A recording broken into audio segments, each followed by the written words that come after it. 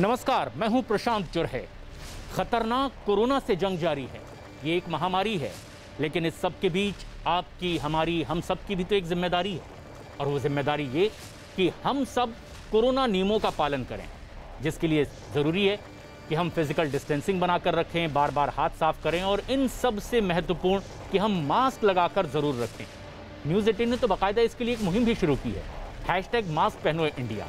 ये मास्क आप तब तक ना उतारें जब तक आप ये तय ना कर रहे कि बाकी लोगों से आप बिल्कुल अलग हैं, सुरक्षित हैं, जैसे इस वक्त हम स्टूडियो में मौजूद हैं, क्योंकि ये मास्क ही इस समय आपका, हमारा, हम सब का सबसे बड़ा हथियार है। एक बड़ी खबर भी इस वक्त आ रही है। अरब सागर से उठे चक्रवाती तूफान टाउटे से जुड़ी ये खबर। भारत की टेंशन इस टाउटे तूफान ने बढ़ा दी है। अलग अलग हादसों में अब तक देश भर में 10 लोगों की इस तूफान की वजह से मौत भी हो गई है। देश के 5 राज्यों पर तूफान का खतरा मंडरा रहा है। हालांकि इससे टक्कर की तैयारी भी पूरी कर ली गई है। टाउटे तूफान की वजह से महाराष्ट्र के कई जिलों में तेज हवाओं के साथ जोरदार बारिश भी हो रही है। मुंबई और नवी मुंबई के कई इलाकों में भारी बारिश की वजह से कई इलाकों में पानी भर गया है। लोगों को काफी परेशानियों का भी सामना करना पड़ रहा है। इतना ही नहीं, हालात ये हैं कि चक्रवाती तूफान टाउटे हर गुजरते पल के साथ अब और ज्यादा ताकतवर होता चला जा रहा है। दक्षिण मुंबई का इलाका कुलाबा, यहां 102 किलोमीटर प्रति घंटे की रफ्तार से हवाएं चल रही है। आपके सामने मुंबई के आसपास की ये तस्वीरें हैं। गोवा, महाराष्ट्र, गुजरात, राजस्थान और कर्नाटक में किस तरह का असर अब देखने को मिल रहा है। 5 तस्वीरें अलग अलग इलाकों की। तेज हवाओं के साथ किस तरह से कई पेड़ उखड़ चुके हैं और कई मकानों पर गिरे तो कई जगह रेल की पटरियों पर। तूफान के चलते रात से बारिश जारी है, तेज हवाओं के साथ बरसात जारी है, जिसका असर आप देख सकते हैं। इस समय हम परेल इलाके में मौजूद हैं, जहां पर जल जमाव हो चुका है। आप देख सकते हैं जैसे कि नज़ारों में कि गाड़ियां आधे से ज्यादा पानी में डूब चुकी हैं। दुकानों के अंदर पानी जा रहा है। लॉकडाउन जारी है, ऐसे में ज्यादातर दुकानें बंद हैं। केवल होटल्स चालू हैं जहां पर पार्सल सुविधा दी जा रही है, लेकिन उन होटल्स के अंदर भी पानी जा रहा है। लोगों को काफी ज्यादा दिक्कत का सामना करना पड़ रहा है। घुटनों तक जो है पानी जमा हो गया है, जिसका असर आप ट्रैफिक पर भी देख सकते हैं। करीब 2 से 3 किलोमीटर का ट्रैफिक जाम हो गया है। यहाँ पर बीएमसी का कोई भी अधिकारी अभी तक मौजूद नहीं है। आप दृश्यों में आपको दिखाना चाहेंगे कि कई गाड़ियाँ जो हैं वो बंद हो गई हैं। बाइक सवार अपनी गाड़ियों को लेकर किसी तरह इस पानी से निकलने की कोशिश कर रहे हैं। हालांकि यहाँ पर पानी निकालने के लिए पंप लगाया गया है, लेकिन उस पंप का कोई असर होते हुए नजर नहीं आ रहा है। हालात काफी ज्यादा यहाँ पर बिगड़ रहे हैं। लगातार पानी जो है वो बढ़ते जा रहा है। बरसात अभी भी जारी है और बीएमसी का कोई अधिकारी यहाँ पर मौजूद नहीं है। लेकिन हर अब बढ़ते वक्त के साथ साथ दिक्कतें और ज्यादा बढ़ सकती है। क्या ताजा हालात देश के अलग अलग इलाकों में। मुंबई के ही परेल इलाके में आशीष दीक्षित हमारे सहयोगी हैं, मरीन ड्राइव इलाके में विवेक गुप्ता, और गुजरात में गिर सोमनाथ के वेरावल में मौजूद है हमारे सहयोगी जनक दवे। सबसे पहले जानना चाहेंगे, जहां असर दिखाई देने लगा है परेल के इलाके में अब जल जमाव की स्थिति, आशीष, क्या लेकिन अब लोगों को कुछ राहत मिल पा रही है? कुछ ऐसे इंतजाम किए गए हैं? बीएमसी ने ये दावे किए थे प्रशांत की सारी तैयारियां हो गई हैं, लेकिन जो मौजूदा स्थिति है, जो जमीनी हकीकत है, वो हम आपको दिखा रहे हैं।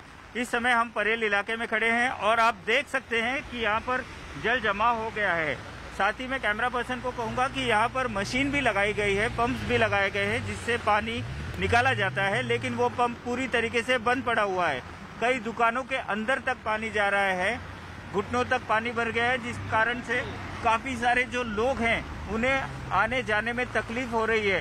दृश्यों में जैसे कि आप देख सकते हैं कि यहाँ पर कई गाड़ियाँ जो है पानी में, उनके अंदर पानी चले जाने की वजह से गाड़ियाँ बंद है, जिसे अब यहाँ के जो स्थानिक लोग हैं वो धक्का मार के गाड़ियों को पानी में से निकाल रहे हैं। हाँ। ये दिक्कत महसूस की जा सकती है, लेकिन आने वाले वक्त में कुछ और दिक्कत बढ़ सकती है। मौसम विभाग ने अगले कुछ घंटों में मुंबई में भारी बारिश की चेतावनी जारी कर दी है। टाउटे तूफान की वजह से भारी बारिश की आशंका जाहिर की गई है। इसके साथ ही साथ धूल भरी आंधी चलने की भी चेतावनी कुछ इलाकों में दी गई है। मौसम विभाग के मुताबिक तेज हवाएं चलेगी और टाउटे तूफान की रफ्तार मुंबई के नजदीक पहुंचने पर और ज्यादा हो सकती है। मरीन ड्राइव इलाके में हमारे सहयोगी विवेक गुप्ता मौजूद हैं। विवेक, आप जहां खड़े हैं, तेज हवाओं को हम खुद यहां से महसूस कर सकते हैं कि वहां खड़े रहना, संभलना कितना मुश्किल हो रहा है, लेकिन जो जानकारी दी गई है उसके मुताबिक किस तरह की तैयारी की लोग अब और आगे ज्यादा परेशान ना हो? प्रशांत, देखिए, ये जो साइक्लोन टाइटो है वो लगातार अब अपना जो भयावह रूप है वो उसमें कन्वर्ट हो चुका है। ये सुपर साइक्लोन में अब कन्वर्ट हो चुका है। और मैं दिखाना चाहूंगा, देखिए किस तरीके से जो मरीन ड्राइव की लहरें देखिए कितनी ऊंची ऊंची लहरें उठ रही है समुद्र में। तो आप समझ सकते हैं कि जो ये लहरों की वजह से जो पानी है वो अब सड़कों पर आना शुरू हो चुका है। हवाएं काफी ज्यादा तेज चल रही है और यही वजह है कि मुंबई पुलिस ने जो भी बीएमसी के लोग हैं उन्होंने पूरे इलाके को खाली करा रखा है। इससे पहले भी यहाँ पर जो बीएमसी के जो लोग थे वो यहाँ पर मौजूद थे कि यहाँ पर खड़े हुए थे कि भीड़ भाड़ न लगे। उसके बावजूद भी लोग यहाँ पर उनको हटाने की कोशिश की गई थी। लेकिन जिस तरीके से पानी लगातार बढ़ रहा है और जो लहरें हैं वो लगातार ऊंची होती जा रही हैं, तो ये खतरा अभी टला नहीं है। और जो अब तक की जो सबसे बड़ी खबर प्रशांत आ रही है कि बॉम्बे हाई, यानी कि जो समुद्री सीमा से तकरीबन 100 किलोमीटर अंदर बॉम्बे हाई है, जहाँ पर नेचुरल ऑयल और नेचुरल निकाले जाते हैं, वहां पर एक डिस्ट्रेस कॉल आया है और एक बार्ज पर तकरीबन 273 लोग वहां पे फंसे हुए हैं। और भारतीय नौसेना ने एक रेस्क्यू और सर्च ऑपरेशन शुरू किया है, जिसमें उनके 2 युद्धपोत आईएनएस कोची और आईएनएस तलवार उनको वहां से निकाला गया है और जो 273 लोग हैं उन्हें वहां पे बचाने की कोशिश की जा रही है। प्रशांत, और आप किस तरह से संभलने की कोशिश कर रहे हैं ये भी हम देख रहे हैं। तो मुंबई के लोगों की भी दिक्कत महसूस की जा सकती है, लेकिन सिर्फ ये मुंबई और महाराष्ट्र के समुद्री तटों पर ही नहीं बल्कि गुजरात में भी बड़ी दिक्कत। गुजरात में टाउटे तूफान की वजह से हाई अलर्ट जारी कर दिया गया है। मौसम विभाग के मुताबिक टाउटे तूफान आज रात 8 बजे से रात 11 बजे के बीच पोरबंदर और भावनगर के बीच से गुजरेगा और इस दौरान 155 से 185 किलोमीटर प्रति घंटे की रफ्तार इस तूफान की हो सकती है। मतलब ये कि गुजरात में आज की रात भारी है और वहां तूफान की वजह से भारी नुकसान की आशंका जाहिर की गई है, लेकिन तैयारियां इसीलिए पहले से की जा रही है। हालांकि तूफान से निपटने के लिए एनडीआरएफ की 100 से ज्यादा टीमों को तैनात कर दिया गया है। प्रधानमंत्री नरेंद्र मोदी और गृहमंत्री अमित शाह लगातार राज्य के मुख्यमंत्री विजय रूपाणी से संपर्क में और राज्य सरकार ने करीब 1.5 लाख लोगों को सुरक्षित जगहों पर पहुंचाने का पहले ही दावा किया है। तूफान की वजह से राज्य के कई इलाकों में बारिश अभी भी शुरू हो गई है। તૈયારીને આખરી ઓપ આપી દેવામાં આવ્યો છે। મેક્સિમમ લોકોનું સ્થળાંતર દરિયાઈ પટ્ટી ઉપર સૌરાષ્ટ્રના અને કચ્છના લગભગ ભારે વરસાદને કારણે પણ પ્રોબ્લેમ થશે, તો ભારે પવનને કારણે પ્રોબ્લેમ થાય તો અંદર પણ જે કાચા મકાન અને નદી કિનારે જે લોકો છે એમનું પણ શિફ્ટિંગના આદેશો અપાઈ ગયા છે।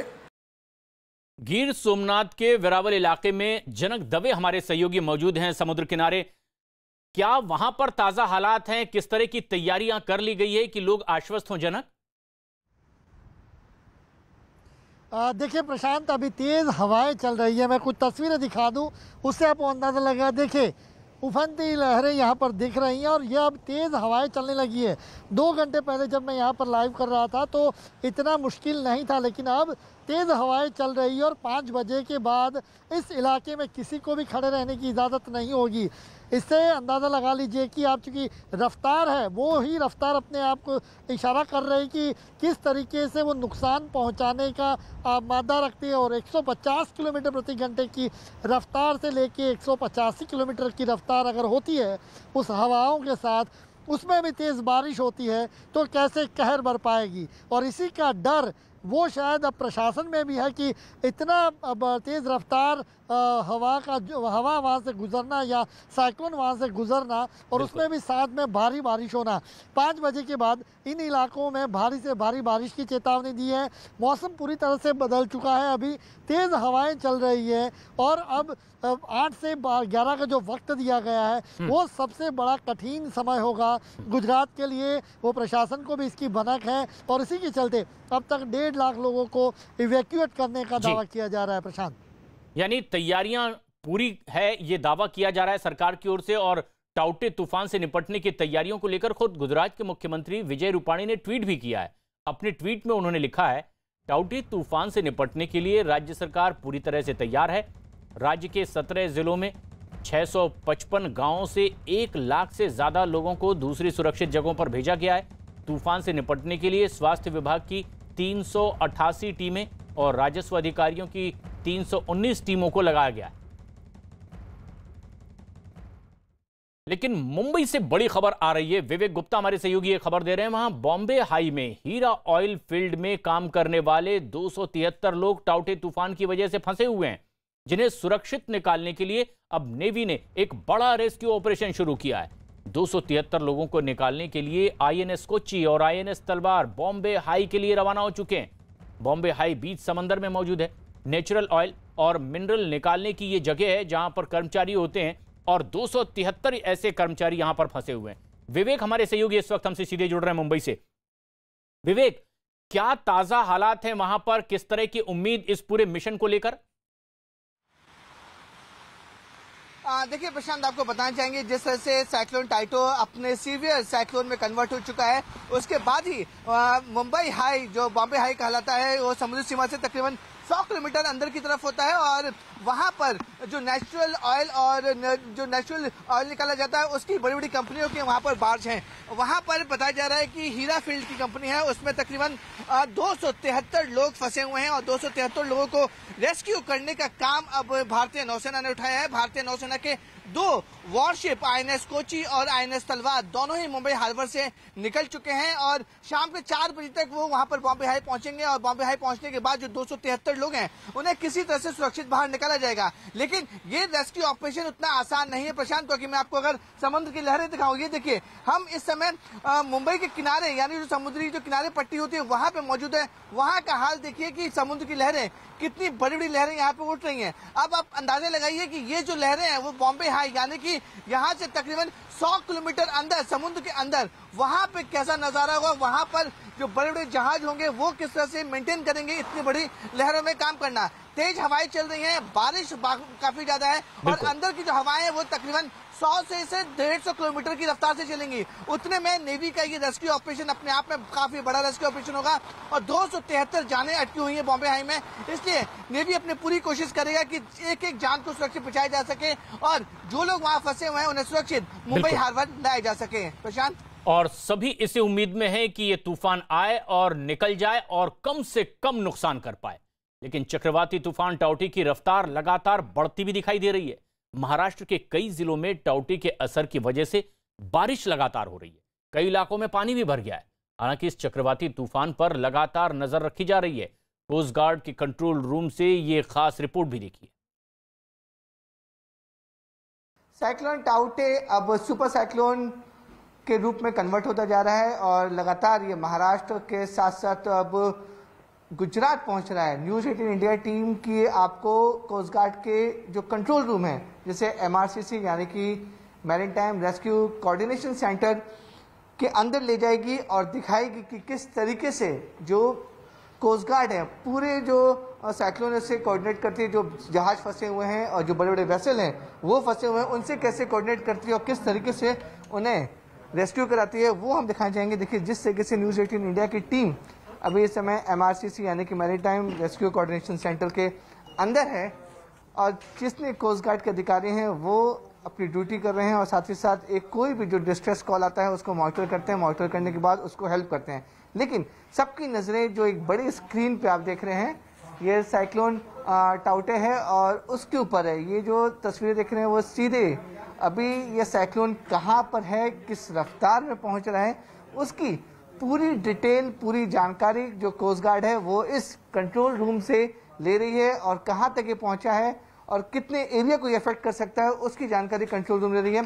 साथ ही साथ अलग अलग स्क्रीन पर है वो वहां पर कितने वेसल्स हैं और कितने लोग कहां कहां पे मौजूद हैं उसकी मॉनिटरिंग पूरी तरह से इस कंट्रोल रूम के अंदर से हो रही है। आखिरकार ये कंट्रोल रूम किस तरह से काम करता है और जो साइक्लोन टाउटे है वो कितना अफेक्ट कर सकता है उसको लेकर कोस्ट गार्ड किस तरह से मॉनिटर कर रही है सर आपसे समझना चाहेंगे किस तरीके से कंट्रोल रूम काम करता है, और जो सबसे इम्पोर्टेंट सवाल है कि साइक्लोन टाइटू मॉनिटर कैसे कर रहे हैं ताकि जो लोग आसपास फंसे हुए उन्हें सुरक्षित बाहर निकाला जाए। जैसे कि आप देख रहे हैं कि अभी हम लोग मैरीटाइम रेस्क्यू कोऑर्डिनेशन सेंटर में हैं, तो कोऑर्डिनेशन सेंटर ही होता है जो कि सारे रेस्क्यू मिशंस को कोऑर्डिनेट करता है। तो जैसे कि आपने स्क्रीन पे देखा कि ये जो साइक्लोन है इस वक्त ये मुंबई को क्रॉस कर चुका है एंड ये लगभग अभी लैंड से अराउंड 89 नॉटिकल माइल्स पे है। इसका जो डायरेक्शन है जनरली अभी नॉर्थवर्ड डायरेक्शन पे मूव कर रहा है एंड ये साउथ गुजरात कोस्ट पे जाके हिट करेगा। सो जो यहाँ पे कंसोल्स होते हैं, आप जैसे देख रहे हैं कि सारे कंसोल्स के ऊपर हमारे ऑपरेटर्स बैठे हुए हैं। तो GMDSS कंसोल है जो कि एक global maritime distress safety system console है। तो कोई भी अगर डिस्ट्रेस ओरिजिनेट होता है किसी भी सोर्स से, शिप से होगा या एयरक्राफ्ट से होगा, सो यहाँ पे उसका डिस्ट्रेस रिसीव होता है। तो जब ये डिस्ट्रेस रिसीव होता है देन जो हमारे ऑपरेटर्स हैं वो उसको एनालाइज करते हैं कि डिस्ट्रेस की ओरिजिनेशन कहाँ पर है, उसकी क्या पोजीशन है, वेदर वो हमारे सर्च एंड रेस्क्यू रीजन में आता है कि उसके बाहर आता है। तो बेस्ड ऑन दैट एनालिसिस के बाद अकॉर्डिंगली जो भी सरफेस असेट्स डिप्लॉय करने हैं या एक इंटरनेशनल सेफ्टी नेट एक्टिवेट किया जाता है ताकि उसके आसपास में जो शिप्स ट्रांजिट कर रहे हैं वो फास्टेस्ट टाइम में जल्दी से जल्दी उसके पास पहुंच के मदद कर सकें। तो ये सेंटर 24/7 मॉनिटर रहता है। जब भी कोई भी डिस्ट्रेस अलर्ट आएगी, वेदर टेलीफोनिकली आती है या ईमेल पे आती है, तो यहाँ पे इसका रिस्पॉन्स इमीडिएटली किया जाता है। मुंबई और महाराष्ट्र के बाद अब पूरी व्यवस्था की निगाहें गुजरात के समुद्री तटीय इलाकों पर भी है और यहां वेरावल में हमारे सहयोगी मौजूद हैं जनक दवे। जनक, 8 से 11 बजे का वक्त बेहद अहम माना जा रहा है जब रफ्तार बहुत तेज होगी। आप जहां मौजूद हैं किस तरह की व्यवस्था आप देख पा रहे हैं कि नुकसान कम से कम हो? देखिए प्रशांत, सरकार की ओर से दावे तो किए गए हैं, ब्लूप्रिंट भी बनाई गई है। सबसे ज़्यादा जो चिंता का विषय था वो महामारी कोविड में जो यहाँ पर जो मरीज़ हैं उनको सबसे ज़्यादा दिक्कत ना आए और उनको कम से कम दिक्कत हो, ये सबसे बात देखनी, या न के बराबर दिक्कत हो, क्योंकि जो कोविड में क्रिटिकल लोग हैं। और एक बड़ी खबर इस वक्त आ रही है, छत्तीसगढ़ के सुकमा में नक्सली हमला हुआ है। पुलिस कैंप पर यह हमला किया गया है, नक्सलियों ने गोलीबारी भी की है और सुरक्षा बल, अब 3 गांव वालों की इसमें मौत भी हुई है। छत्तीसगढ़ के सुकमा में नक्सली हमले के बाद गांव के 3 लोगों की मौत हुई है। पुलिस कैंप पर निशाना लगाकर नक्सलियों ने हमला किया है, फायरिंग की है। फायरिंग में गांव के 3 लोगों की मौत भी हुई है। पिछले 3 दिन से इस कैंप पर 5000 लोग प्रदर्शन कर रहे हैं। लोग पुलिस कैंप पर विरोध प्रदर्शन कर रहे हैं। उनकी मंशा यह है कि यहां पुलिस कैंप ना लगाया जाए। गांव वालों को भी इन्होंने बड़ी तादाद में जुटाया और कोरोना गाइडलाइंस का उल्लंघन करते हुए बड़ी तादाद में लोगों को नक्सलियों ने जुटाया। नक्सलियों की धमकी के बाद बड़ी तादाद में गांव वाले सुकमा में जुटे भी थे। दरअसल वहीं पुलिस कैंप लगा हुआ है और वो चाहते हैं कि गांव वाले भी इसका विरोध करें, पुलिस कैंप यहां से हटाया जाए, निगरानी इलाके में पुलिस की हटाई जाए। आदित्य राय हमारे सहयोगी फोन लाइन पर मौजूद हैं। आदित्य, क्या ताजा अपडेट है? कितने लोगों की मौत की खबर आ रही है इसमें और हमले पर ताजा क्या सुरक्षा बल की ओर से प्रतिक्रिया है? प्रशांत, देखिए अभी स्थिति कुछ भी स्पष्ट नहीं हो पाई है। 3 ग्रामीणों की मौत की खबर आ रही है। ये जो इलाका है काफी इंटीरियर इलाका है और ये इलाका चारों तरफ से जंगल से घिरा हुआ इलाका है। इस इलाके में पुलिस कैंप जो है वो नया पुलिस कैंप खुला है। इस कैंप का विरोध करने के लिए एक प्रो नक्सल आंदोलन पिछले 3 दिनों से चल रहा था, जहां पे 5000 से ज्यादा ग्रामीण जुटे थे। अभी खबर आई है कि नक्सलियों ने अचानक इस नए पुलिस कैंप पर गोलीबारी कर दी और इस गोलीबारी में 3 ग्रामीणों की मौत हो गई है। अभी तक पुलिस की तरफ से स्थिति स्पष्ट नहीं की गई है। बताया ये जा रहा है कि पुलिस की तरफ से जो क्रॉस फायरिंग हुई, उस क्रॉस फायरिंग में कुछ नक्सली भी मारे गए हैं, लेकिन काफी इंटीरियर इलाका है। खबरें आने में जो है वो अभी थोड़ा समय लगेगा, क्योंकि अभी तक वहां पर कोई पहुंचा नहीं है। जितनी जानकारी सूत्रों ने दी है उसके हिसाब से 3 ग्रामीण अभी मारे गए हैं। इसकी पुष्टि पुलिस ने भी की है कि 3 ग्रामीण मारे गए, लेकिन क्या हुआ था, घटना क्या हुई थी, किस तरीके से नक्सलियों ने हमला किया और स्थिति क्या थी, इसको लेकर अभी कोई भी यानी घटना भी स्पष्ट नहीं है। बिल्कुल आदित्य, लेकिन 3 दिनों से हम ये भी देख रहे हैं कि गांव वालों को उकसा रहे हैं, लगातार धमका रहे हैं ये नक्सली और पुलिस कैंप का विरोध करने के लिए इन्हें एकजुट किया जा रहा है और आज तो पुलिस कैंप पर हमला भी कर दिया गया। लेकिन उधर टाउटे तूफान की वजह से मुंबई एयरपोर्ट के बाद अब बांद्रा वर्ली सी लिंक को भी एहतियातन बंद कर दिया गया है, क्योंकि तूफान की वजह से तेज हवाओं के साथ लगातार बारिश हो रही है। समंदर में ऊंची ऊंची लहरें उठने लगी है, जिसे देखते हुए बांद्रा वर्ली सी लिंक को बंद कर दिया गया है। बांद्रा से वर्ली को जोड़ने वाला ये वो इलाका है जो दक्षिण मुंबई की तरफ जाता है और एक बड़ा अहम सुगम सहज मार्ग है ये। लेकिन अब जबकि समुद्री तट पर तेज समुद्री तूफान की वजह से हवाएं तेज है, कोई नुकसान ना हो जाए, इसलिए बांद्रा वर्ली सी लिंक को अब बंद कर दिया गया है। ऐसे में जबकि समुद्री तटों से लोगों को दूर रहने की हिदायत दे दी गई है, रुक रुक कर लगातार बारिश हो रही है, लोलाइन इलाकों में जलजमाव देखा जा रहा है, लेकिन तेज हवाओं से कहीं कोई और नुकसान ना हो जाए, इसलिए बांद्रा वर्ली सी लिंक को भी अब बंद कर दिया गया है। इस रास्ते को पूरी तरह से रोका गया है अगले कुछ घंटों के लिए। मुंबई में एयरपोर्ट को भी बंद किया गया है 3 घंटों के लिए।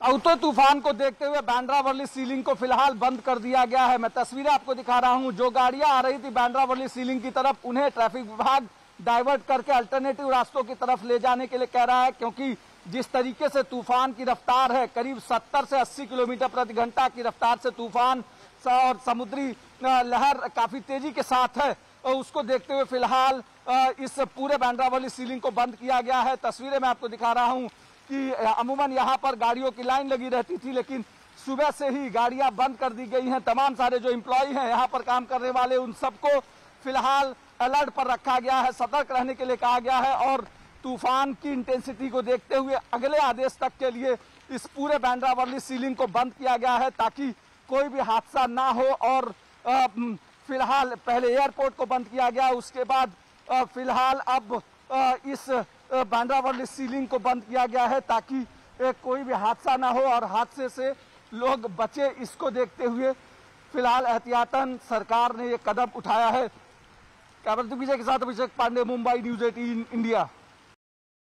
कर्नाटक के मंगलुरु के पास अरब सागर में फंसे 9 लोगों को कोस्ट गार्ड के जवानों ने बचा लिया है। नाव पर सवार ये सभी लोग टाउटे तूफान की वजह से समंदर में फंस गए, जिसका पता चलने के बाद फौरन समंदर में फंसे लोगों को निकालने के लिए रेस्क्यू ऑपरेशन चलाया गया। इसमें 5 लोगों को जहाज की मदद से और बाकी बचे 4 लोगों को नौसेना के हेलीकॉप्टर की मदद से बचा लिया गया है। All the 9 persons are lifted, they are safe and they are healthy. लेकिन इस तरह की कोई विपदा गुजरात में ना आए, जिसके लिए तैयारियां मुकम्मल कर ली गई है। वेरावल में हमारे सहयोगी जनक दवे मौजूद हैं। जनक, जहां आप मौजूद हैं, किस तरह के दावे सरकार की ओर से किए गए थे, किस तरह की आशंका व्यक्त की जा रही है और तैयारी कैसी? देखिए, सरकार ने एक ब्लूप्रिंट ज़रूर बनाई है कि 1.5 लाख लोगों को उन्होंने सुरक्षित जगहों पर पहुंचाया, जो लो लाइन एरियाज या तटीय इलाकों में जो रहते थे, कच्चे मकानों में रहते थे। मैं खुद सोमनाथ के आसपास के वेरावल और सोमनाथ के आसपास के इलाकों में घूमा, जहां पर जो बस्ती इलाके या कच्चे मकानों में जो लोग रहते थे, उनको पक्के या शेल्टर जो रूम बनाए गए, होम बनाए गए हैं, उसमें शिफ्ट किया गया है। लेकिन सबसे बड़ी दिक्कत जो आ रही है वो कोविड की गाइडलाइन के मुताबिक जो कोविड के मरीज़ हैं, जो बेहद क्रिटिकल है और अस्पतालों में एडमिट है, अगर साइक्लोन हिट करता है और बड़े पैमाने पर अगर हिट करता है, नुकसान पहुंचाता है, तो बिजली का सबसे बड़ा इशू होगा। तो ऐसे में डीजी जनरेटर सेट वहां पर रखे जाए, ये सरकार ने जिला प्रशासन को कहा है। और अगर क्रिटिकल ज़्यादा है वे जो मरीज, तो उनको दूर के अस्पतालों में राजकोट या जामनगर या आसपास के इलाकों में कहीं पे ले जाया जाए। तो ये सबसे बड़ी दिक्कत है। और ऑक्सीजन का फ्लो वो कम नहीं होना चाहिए। उसके लिए जहाँ से ऑक्सीजन बन के यहाँ पर पहुँचता है अस्पतालों में, उनके लिए ग्रीन कॉरिडोर बनाने के लिए जिला प्रशासन को कहा गया। सरकार ने ब्लूप्रिंट बना दी है प्रशांत, लेकिन सालों में कई सालों बाद 1998 में ऐसा साइक्लोन आया था, उसके बाद अब जाके इतना सीवियर साइक्लोन आ रहा है। ऐसे में क्या ये रणनीति जो बनाई है कि वो सही, भगवान करे वो सही तरीके से बैठे, उनके कैलकुलेशन सही तरीके से बैठे, पर जिस तरीके से रफ्तार है, धड़कनें तेज है कि ये ज़्यादा नुकसान पहुंचा सकता है। क्योंकि ये एक दोहरी जंग है, एक तरफ तो कोरोना से जंग जारी है और उस दूसरी तरफ टाउटे तूफान से भी।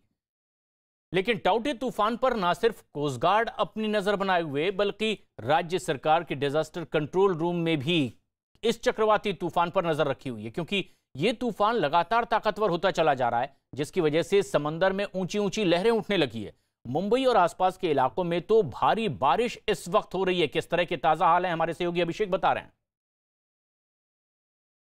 मुंबई सहित महाराष्ट्र में जिस तरीके से टाउटे तूफान गुजर रहा है, कहां कहां क्या सिचुएशन है, इसको जानने के लिए महाराष्ट्र मंत्रालय के भीतर स्टेट का एक डिजास्टर कंट्रोल रूम बनाया गया है, जहां पर तस्वीरें मैं आपको दिखाना चाह रहा हूं। ये पूरी तस्वीरें हैं, ये सीसीटीवी से मुंबई और आसपास के इलाके को कवर किया गया है। साथ ही साथ यहाँ साइक्लोन की एक्चुअल पोजीशन इस समय मुंबई के पास है और मुंबई से गुजरात की तरफ आगे बढ़ता हुआ दिखाई पड़ रहा है साइक्लोन। दूसरी तरफ यहाँ पर किन जगहों पर बारिश तेज हो रही है, साथ ही समंदर की लहरें किस तरीके से हैं और किन जगहों पर पेड़ या दूसरी क्षति हुई है, उन सारी चीज़ों की जानकारी यहाँ पर पल पल ली जा रही है। ये देखिए, ये गेटवे ऑफ इंडिया की तस्वीर है, जहाँ पर बारिश काफ़ी ज़्यादा है और समंदर की लहरें सीधे गेटवे ऑफ इंडिया तक पहुँच रही हैं। इस सीसीटीवी तस्वीरों से ये साफ नजर आ रहा है कि कहीं ना कहीं टाउटे तूफान का असर अभी भी मुंबई के आसपास के इलाकों में है। दूसरी तस्वीर मैं आपको दिखाना चाहूँगा,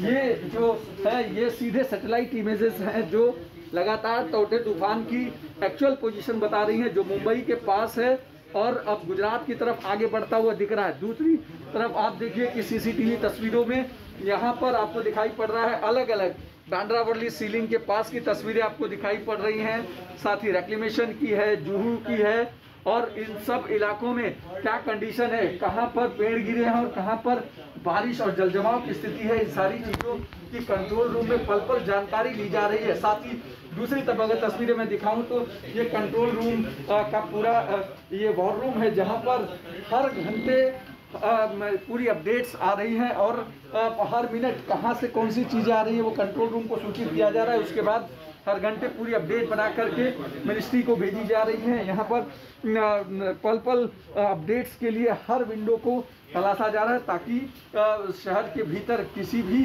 तरीके की कोई इमरजेंसी बात ना हो, उसको ध्यान में रखते हुए पूरी जानकारी यहाँ पर रख रहे हैं। और टाउटे तूफान इस समय मुंबई के पास से गुजर रहा है, इसलिए पूरे कंट्रोल रूम को फुली एक्टिव रखा गया है ताकि हर जानकारी सीधे मंत्रालय तक पहुँच पाए और इस पर तुरंत एक्शन हो सके। इसलिए डिजास्टर मैनेजमेंट ने पूरा का पूरा ये ऑपरेशन अपने हाथों में लिया हुआ है। कंट्रोल रूम से सीधे वो सीसीटीवी के जरिए वो पूरे शहर भर की स्थिति का जायजा ले रहे हैं। फिलहाल अभी की अपडेट जो है 4 लोग मिसिंग हैं, 1 की डेथ हुई है और 8 लोग इंजर्ड होने की बात सामने आई है। कैमरा जमीने के साथ अभिषेक पांडे, मुंबई, न्यूज़ 18 इंडिया। टाउटे तूफान भले ही मुंबई से 170 किलोमीटर दूर इस वक्त है, लेकिन CM Uddhav Thackeray full action में दिखाई दे रहे हैं। उद्धव ठाकरे लगातार अधिकारियों के साथ बातचीत कर रहे हैं और तूफान से निपटने की तैयारियों का जायजा ले रहे हैं। महाराष्ट्र के सीएम ने संबंधित अधिकारियों को तूफान से निपटने के लिए जरूरी निर्देश दिए हैं। खतरे को देखते हुए मुंबई, ठाणे, पालघर के इलाकों में ऑरेंज अलर्ट जारी किया गया। इसके अलावा रायगढ़ जिले के लिए रेड अलर्ट जारी कर दिया गया है। तटीय इलाकों से अब तक 12,420 लोगों को सुरक्षित जगहों पर शिफ्ट भी किया गया है।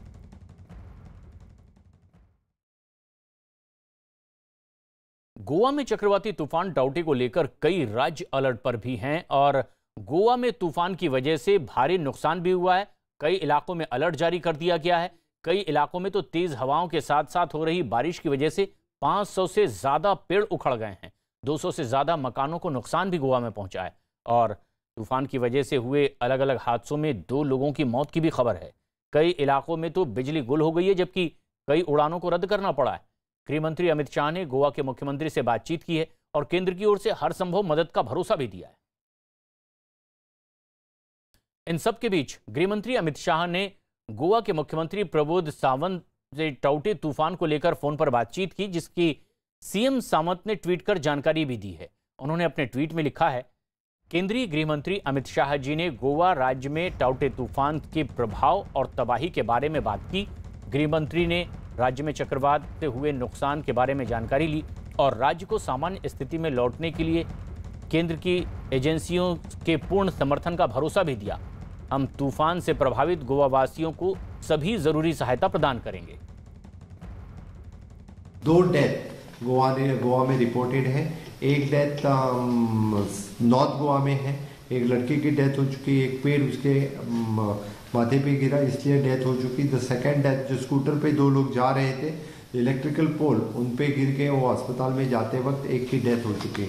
दोनों डिस्ट्रिक्ट में कहते वक्त कि more than 500 trees had fallen और 500 से ज़्यादा जगहों पे यानी जो मेजर रोड ब्लॉक हुआ यानी मेजर हाउसेस डैमेज में मुझे लगता है कि 100 के आसपास मेजर हाउसेस डैमेज हुए हैं। इसके सिवाय अप्रॉक्सीमेटली 100 के आसपास माइनर हाउसेस भी डैमेज हो चुके हैं। इलेक्ट्रिकल की बड़ी डैमेज हो चुकी है, पीडब्ल्यूडी इलेक्ट्रिसिटी डिपार्टमेंट की ज़्यादा डैमेज हो चुकी हैं।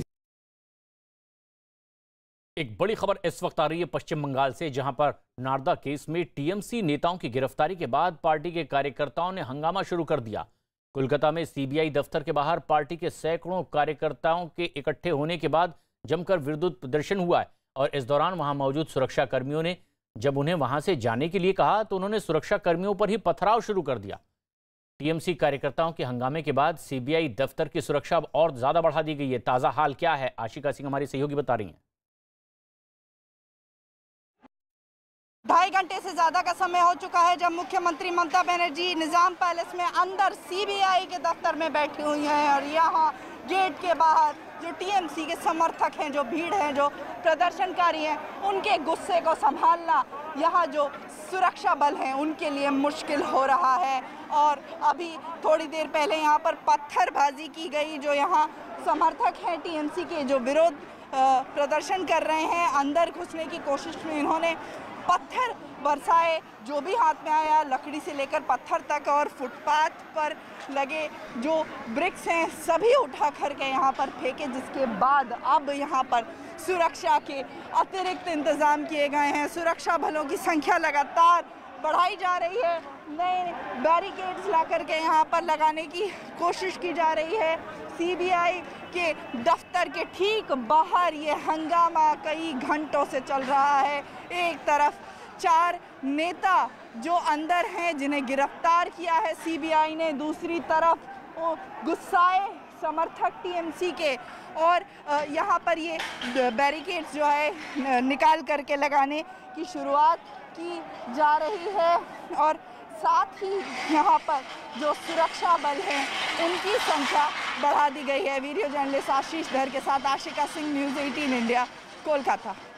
बंगाल में 2 मंत्रियों और टीएमसी के एक विधायक की गिरफ्तारी की खबर मिलते ही मुख्यमंत्री ममता बनर्जी भी कोलकाता में सीबीआई दफ्तर पहुंच गईं और वहां धरने पर बैठ गई हैं। पिछले करीब 4 घंटे से ममता बनर्जी सीबीआई दफ्तर में ही मौजूद हैं। इससे पहले आज सुबह सीबीआई ने राज्य के मंत्री फिहाद हाकिम और सुब्रत मुखर्जी, टीएमसी के विधायक मदन मित्रा और कोलकाता के पूर्व मेयर शोवन चटर्जी को गिरफ्तार कर लिया था। उनसे पूछताछ के लिए उन्हें सीबीआई दफ्तर लाया गया है, लेकिन टीएमसी नेताओं को सीबीआई दफ्तर लाने के बाद बंगाल की सियासत में भूचाल आ गया।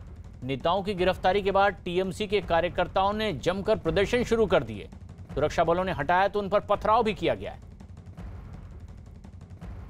सीबीआई की कार्रवाई के बाद टीएमसी कार्यकर्ताओं ने हंगामा शुरू कर दिया है और पश्चिम बंगाल के राज्यपाल जगदीप धनखड़ ने इसके बाद ट्वीट किया और ममता सरकार पर हमला किया। पश्चिम बंगाल के राज्यपाल ने ट्वीट में लिखा, ममता दीदी, ये पूरी तरह से अव्यवस्था और अराजकता है। पुलिस और प्रशासन चुप्पी साधे खड़े हैं। उम्मीद है कि आप इस अव्यवस्था और लोकतांत्रिक प्रक्रिया की नाकामी के नतीजों से वाकिफ होंगी। जरूरत है कि माहौल को काबू किया जाए जो कि हर पल बिगड़ता जा रहा है।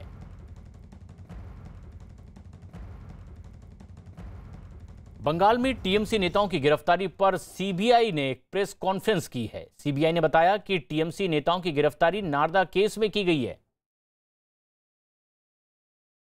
CBI has today arrested 4 then ministers of government of West Bengal in a case related to Narda sting operation. CBI had registered the instant case on 16th April 2017 on the orders of Honorable Kolkata High Court. Uttar Pradesh में आज पहली बार drive in vaccination की शुरुआत की गई है। दिल्ली के पास नोएडा से इस मुहिम की शुरुआत की गई है, जिसके तहत 45 साल से ज्यादा उम्र के लोग अपनी गाड़ी में बैठे बैठे ही वैक्सीन लगवाने पहुंचे। हालांकि इसके लिए भी पहले से ही रजिस्ट्रेशन करवाना जरूरी है और रजिस्ट्रेशन के बाद ही लोग गाड़ी में बैठे बैठे वैक्सीन लगवाने के लिए पहुंच सकेंगे। आज से ड्राइव थ्रू वैक्सीनेशन की शुरुआत हो गई है। अब आप पूछेंगे कि ड्राइव थ्रू वैक्सीनेशन क्या होता है, तो इसको आपको समझाने की कोशिश करते हैं कि जब आप वैक्सीन लेने के लिए जाते हैं तो आप अपने व्हीकल से यहाँ पर आएंगे और आप अपने व्हीकल के अंदर ही बैठे रहेंगे और आपको वैक्सीन लग जाएगी। इसमें आपको किसी प्रकार का कोई खतरा महसूस नहीं होगा। ये आप गाड़ियाँ देख रहे हैं, दरअसल नोएडा का एक मॉल है जहाँ पर सब लोग अपनी अपनी गाड़ियों से यहाँ पर आए हैं, चाहे वो 4 व्हीलर्स हों चाहे वो 2 व्हीलर हों। अलग अलग जिसके पास जो गाड़ी है उस गाड़ी से वो यहाँ पर आया है, जिसने जो रजिस्ट्रेशन कराया है वो यहाँ पर जांचा जा रहा है। ये यहाँ पर आप देख रहे हैं जो यहाँ पर लोग बैठे हैं वो इनका रजिस्ट्रेशन चेक कर रहे हैं। इसके लिए जो शख्स यहाँ पर पहुँचा है उसे गाड़ी से निकलने की ज़रूरत नहीं है, वो अपना रजिस्ट्रेशन आईडी इनको दिखाएगा, इनकी तमाम आईडी चेक की जाएंगी। टाइम स्लॉट आपको ज़रूर लेना पड़ेगा जो कोविन ऐप से मिलता है।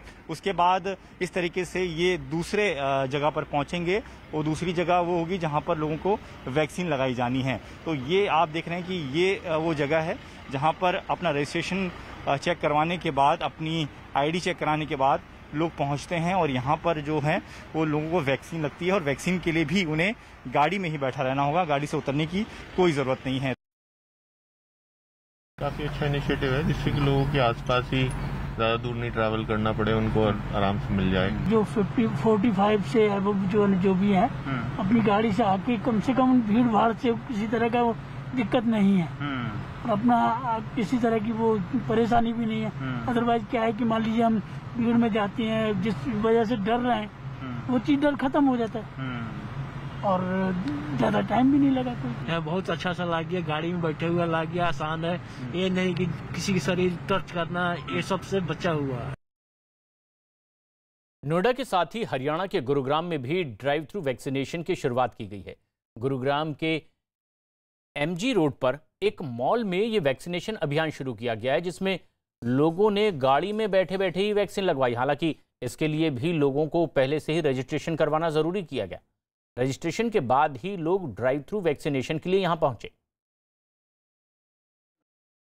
इस वक्त हम मौजूद हैं हरियाणा के गुरुग्राम में और यहाँ पर मैं तस्वीरों के जरिए आपको दिखाना चाहूँगा कि इस मॉल के आगे, यानी यहाँ पर आप देख सकते हैं एमजी मेट्रो स्टेशन है और इस मेट्रो स्टेशन के सामने जो मॉल है उस मॉल के सामने यहाँ पर हरियाणा पुलिस, गुरुग्राम पुलिस के जवान यहाँ पर मौजूद हैं, मॉल के स्टाफ यहाँ पर मौजूद है और साथ ही यहाँ पर लंबी लाइनें गाड़ियों की लगी हुई है। ये लंबी लाइनें इसलिए है क्योंकि यहाँ पर गुरुग्राम प्रशासन द्वारा पहल चलाई जा रही है ड्राइव थ्रू वैक्सीनेशन और यहाँ पर उसी वजह से जो है लोग अपनी गाड़ियों से यहाँ पर पहुंचे हुए हैं, वैक्सीन लगवाने के लिए पहुंचे हुए हैं, सेकेंड डोज की वैक्सीन लेने के लिए यहाँ पर पहुंचे हुए हैं। कुछ लोगों से यहाँ पर बातचीत करते हैं यहाँ पर, यानी ये जो पहल है लोग अपनी गाड़ियों में ही आएंगे और गाड़ियों में ही बैठे रहेंगे और स्वास्थ्य कर्मी जो है इनको वैक्सीन लगाएंगे। सर कहाँ से आए हैं आप? ये गुड़गांव से आए। कितने देर से यहाँ पर खड़े हैं? सुबह 7:30 बजे से खड़े हैं। मोदी जी लाइन वालों ने लगवा रखा है लाइन पे। वैक्सीन लेना है, सेकेंड डोज कोवैक्सीन लगाना है। कितनी मुश्किलें हो रही हैं? 1 महीने बाद टाइम तो मिला नहीं, तो ये ड्राइव इन है तो यहाँ पे लग रहे हैं लाइन पे। ऐप पे अप्लाई करते हैं लेकिन ऐप पे टाइम तो मिल नहीं रहा। जब ड्राइव इन एक अपॉर्चुनिटी अच्छी आई, हमने कहा ट्राई करते हैं, मिलती है। हर कोई चाहता है कि वो कोरोना पर जीत हासिल करे और इसी वजह से हर कोई जो नागरिक है वो चाहता है कि वो जल्द से जल्द वैक्सीन, दोनों डोज का जो वैक्सीन है वो लगवा ले।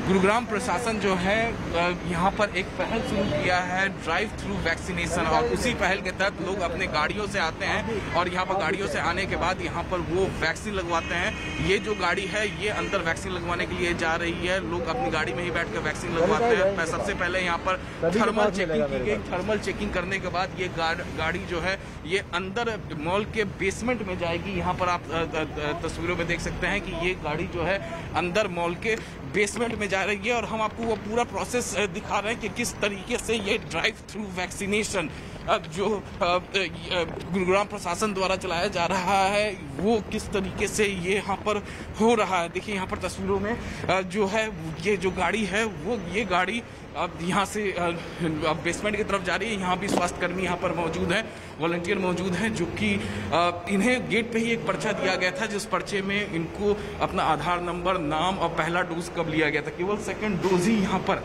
दिया जा रहा है। आप यहाँ पर तस्वीरों में देख सकते हैं कि यहाँ पर जो इनके हाथ में पर्चा है उस पर्चे को ये यहाँ पर जो ये काउंटर बनाया गया है स्वास्थ्य कर्मियों को, ये पर्चा दे रहे हैं। यहाँ पर पर्चा देने के बाद यहाँ पर ये चेक करेंगे और चेक करने के बाद फिर यहाँ से ये लोग जो है नीचे की तरफ और बेसमेंट में जाएंगे। वजह साफ है कि कई ऐसे लोग हैं जो अस्पतालों में जाकर वैक्सीन नहीं लेना चाहते हैं। कोरोना के इलाज के लिए डीआरडीओ और डॉक्टर रेड्डीज लैब की बनाई गई दवा 2DG को रक्षा मंत्री राजनाथ सिंह ने लॉन्च कर दिया है। उन्होंने इस दवा के इस्तेमाल से कोरोना मरीजों को काफी फायदा होने की भी उम्मीद जताई है। साथ ही साथ दवा को बनाने वाले वैज्ञानिकों को भी इसके लिए धन्यवाद दिया है। इस दौरान केंद्रीय स्वास्थ्य मंत्री डॉक्टर हर्षवर्धन भी उनके साथ रहे। बताया गया है कि ये दवा कोरोना मरीजों को पानी में घोलकर पिलाई जाएगी। इस दवा को DGCI ने अपनी तरफ से मंजूरी दे दी है। जो काम हमारे वैज्ञानिकों ने किया है उसके लिए तो मैं उनका अभिनंदन करना चाहता हूं और मैं ये कहूंगा डॉक्टर जी सतीश रेड्डी के, यह सब सारा समाप्त होने के बाद जब भी कभी अवसर मिले तो आपकी देखरेख में जिन साइंटिस्ट का मेजर कंट्रीब्यूशन है इस ड्रग को तैयार करने में, और मैं समझता हूं कि हमारी डॉक्टर के सतीश रेड्डी जिनकी लैब के कोऑपरेशन से काम हुआ है, इनमें जिनका मेजर कंट्रीब्यूशन है उनको स्वयं मैं अपने हाथों से सम्मानित करना चाहूंगा। करने के लिए भी बहुत धैर्य चाहिए और वो सारे धैर्य का परिचय देते हुए आज वो दिन आया जब हमारे सामने एक दवा जिसमें प्रबल संभावनाएं हैं, जितनी उसकी साइंस समझने की मुझे भी मौका मिला कि शायद ये उन सेल्स में जहां जाकर वायरस अपना प्रकोप तेजी से बढ़ाने का प्रयास करता है, वहीं पर ये किस प्रकार से सेलेक्टिवली दवा पहुंचेगी, वहां पर वायरस के सिंथेसिस को कैसे ये रोक पाएगी, वहां पर